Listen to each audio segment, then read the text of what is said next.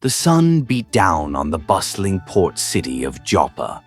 Jonah, a prophet of the Lord, paced restlessly along the docks.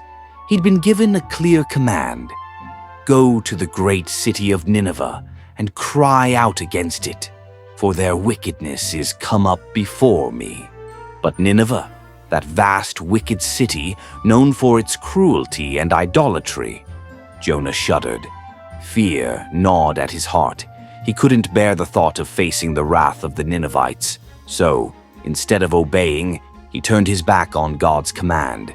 He found a ship bound for Tarshish, a distant land far from Nineveh, and paid his fare.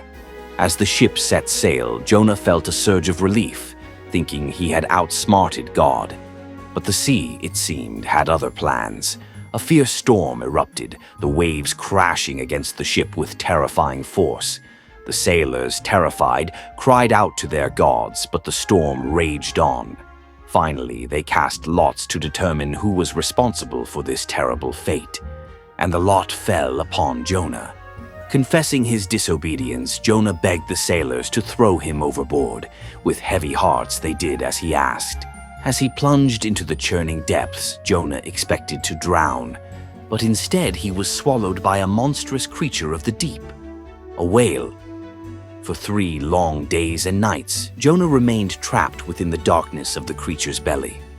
Despair threatened to consume him, but then he remembered the Lord. He cried out to God, confessing his sin and begging for mercy. And then, a miracle.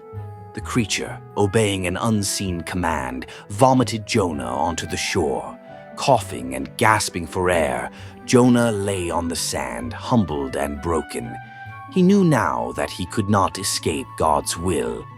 With renewed determination, Jonah set out for Nineveh. He walked for days, his heart heavy but his resolve strengthened.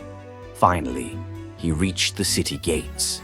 Standing before the towering walls, he proclaimed God's message. Yet 40 days, and Nineveh shall be overthrown. To Jonah's astonishment, the Ninevites listened. They believed his words and turned from their wicked ways.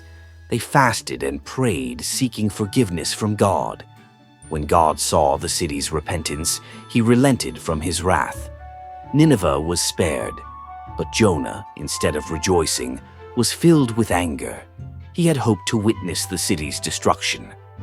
God, seeing Jonah's discontent, confronted him. "Do you do well to be angry?" he asked.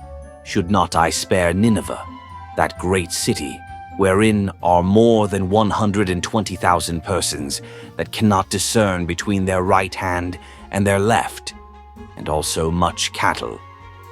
Jonah, humbled once more, learned a valuable lesson that day.